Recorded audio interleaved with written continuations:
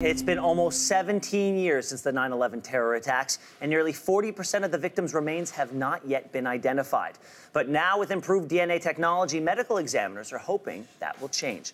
Michael Burke's brother, Billy, was a New York firefighter trapped in the North Twin Tower when the building collapsed.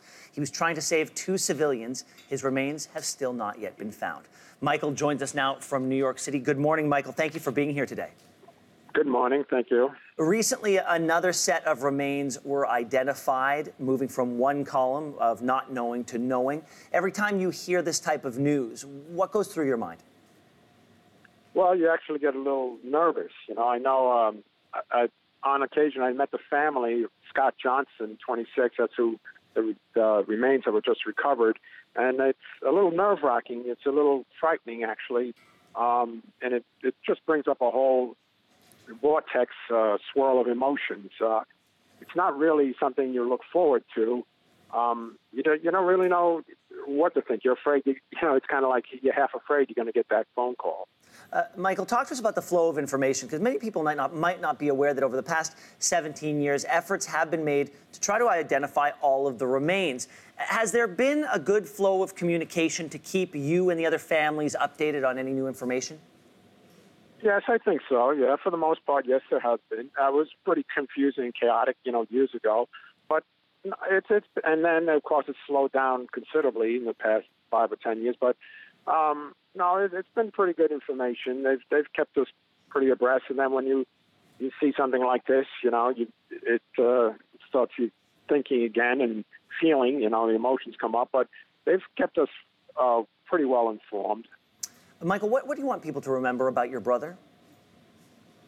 His courage and his devotion to duty. There was nowhere else nowhere else he would have rather been than at the Trade Center that morning. He stayed behind to help two civilians. He got all his guys out, and the civilians they saved. That's what Captain Billy Burke was all about. That's what his last words were. This is who I am. This is what I do. He's speaking to a girlfriend from inside the towers, and that was Billy Burke, Captain Billy Burke of the FDNY. Michael, the city of New York and the people of New York City are defined by their resilience and their ability to bounce back from tragedy. Let's talk about the sphere for Plaza Fountain, which originally stood between the two towers as a symbol of world peace and trade.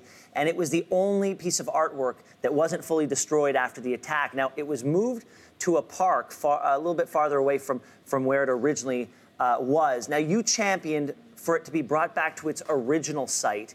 Why were you of that mind, and where do you stand today? Well, it was the only, as you said, it was the only surviving intact artifact of the World Trade Center. And, it was a work of art that was dedicated to world peace. And in its scars and its dents, it spoke to the resiliency and the perseverance and the survival of those values of world cooperation. They had moved it down to Battery Park about a half a mile away from the site. And I and some other family members and people fought to get it returned. And now it stands at Liberty Park, overlooking the memorial just south. It's at ground zero. It's overlooking the memorial just south of the memorial. People can go down and see it. It's battered, dented surface, but it's still there, and it speaks to the, as you say, the resiliency and the perseverance of New York, America, and the values that were attacked that morning.